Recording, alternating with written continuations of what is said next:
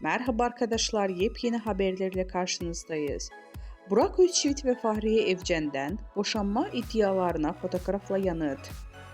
Ünlü oyuncu Burak Özçivit ve Fahriye Evcen boşanacağına dair dedikodular hızla yayılmaya devam ediyor.